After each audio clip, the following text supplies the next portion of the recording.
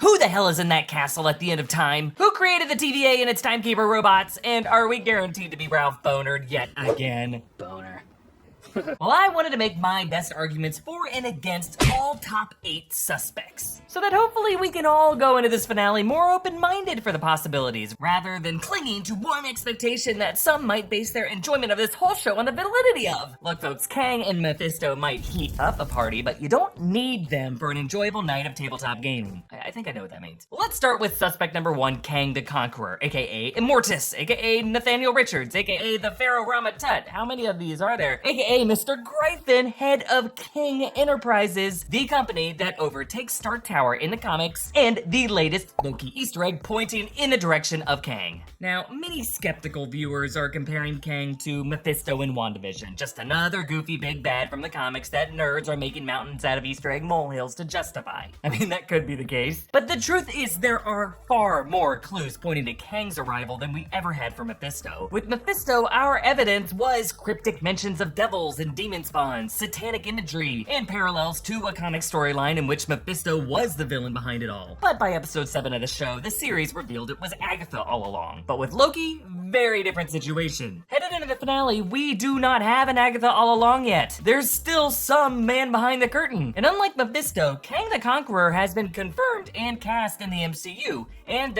spoiler warning for Black Widow. Seriously, if you haven't seen it, skip the next 10 seconds or so. Marvel Studios just proved it's not afraid to introduce big names first on Disneyplus shows, with mystery woman Val appearing on The Falcon and the Winter Soldier before her cameo now in Black Widow. Also, of all the TVA judges in the comics they could have chosen, the writers picked Ravonna Renslayer, arguably best known as Kang's romantic interest. Similarly, Alioth. The writers could have made up a smoke monster or picked any number of lesser beasts from Marvel lore, and they chose the one best known for threatening Kang's temporal empire. The Void's possession of the pyramids and the Sphinx mirrors the historical trophies Kang keeps in his Chronopolis kingdom. The central timekeeper that the cinematography keeps focusing on looks like an android Kang could have made in his own image. Kang Prime in the comics does reside at the end of time, where this citadel is located, and Loki is a time travel series. Kang is Marvel's ultimate time travel villain. It just lines up. Now, if the Void is made up of things that the TVA pruned, and if Kang were running the TVA, why would they prune things from a Kang-dominated timeline? Well, if the TVA is all Kang's machinery, the Void's true purpose could be to collect things that Kang actually wants, and Alioth could be the snake in his garden that Kang needed Sylvie to slay. Or Kang could be a TVA prisoner kept in solitary confinement, and Alioth was keeping him there. Look, it might not be Kang, but anyone who says that it's definitely not Kang is either dismissing a very likely possibility for just being too obvious to them, kind of like what Mobius said. It's always the game within the game with you guys,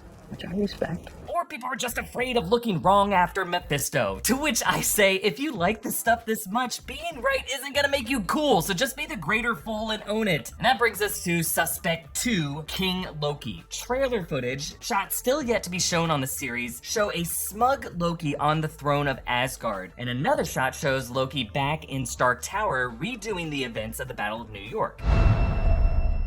Glorious. We know the TVA targets Lokis in particular, and since this show is about Loki variants, it would make sense for the man behind the curtain to be some alpha Loki who created the TVA in order to erase all other variant competitors to his rule, and one who would represent the darkest parts of Loki's soul that our protagonist has been battling internally. Now, you could also say this might contradict the trajectory the series has been following, right? Like, each episode introduces us to increasingly diverse Loki variants, each with a different face.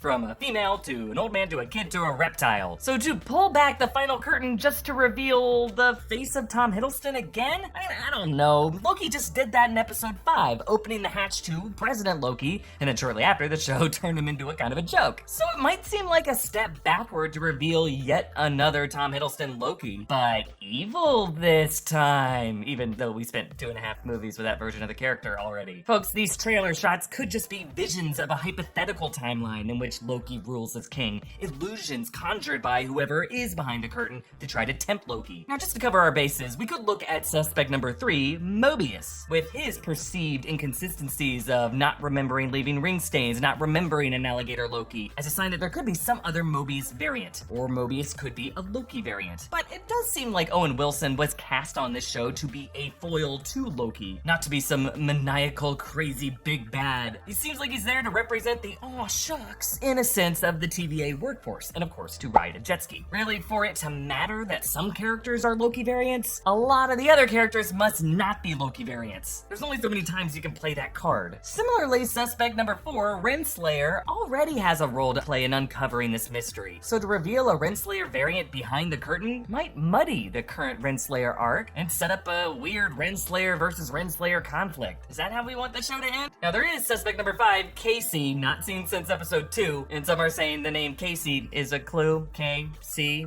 Kang the Conqueror. I'm sorry, I'm gonna pass on that one. But suspect number 6, Miss Minutes, is worth considering because we still don't know what she is. Like, she can transcend both digital screens and real space, and she is close enough to the heart of the TVA to access confidential records and lie on behalf of it. And Tara Strong teased that there's so much more to be revealed and that you don't really know who she is, where she's from, what her origin story is, how sentient she is. Miss Minutes could be the public face of whoever is controlling the TVA, and Sylvie's vision glided up to that lit tower and stopped at its golden glow, maybe connected to the color of Miss Minutes. And in this case, the one controlling the TVA might be no one. And it's all part of some self-perpetuating clockwork with mechanized puppet authorities. But what threw me was the way these android timekeepers laughed when Sylvie decapitated one of them. Pretty weird response. I read that as some maniacal puppet master who might have even wanted Loki and Sylvie to make this discovery. And that brings us to suspect number 7, Dr. Doom, whom some are connecting to the European-looking castle, the androids they say being similar to Doombots, and the possibility that sorcery could have been used to enchant the TVA to block out the other forms of magic. But unlike Kang, Doom has not yet been cast or even confirmed for the MCU. He's coming someday, but probably not in the next few years. I think the people who are pushing for Dr. Doom are just comic readers who find Kang too confusing. But in my breakdown, I brought up suspect number 8, Classic Loki, suggesting that he might have faked his death with Alioth, similar to the way he confessed to faking his death with Thanos. I like this better than King Loki because it still checks those boxes of Loki facing an alpha variant of himself while letting Richard E. Grant continue to shine. Think about it, Classic Loki is insanely powerful. He casts complex duplicates, creating teleportation portals, conjuring a full Asgard Emerald City illusion, and in his final seconds, as he was wiped away by Alioth, he let his green magic fade from his hands, and he was laughing in glee, and notice how his cape seemed to dematerialize before Alioth got to him. I'm definitely getting some vibes of Obi-Wan surrendering to Vader to become more powerful than you can possibly imagine. And Classic Loki had that interesting response to Mobius earlier. So just like that, you're turning on the very thing you devoted your life to.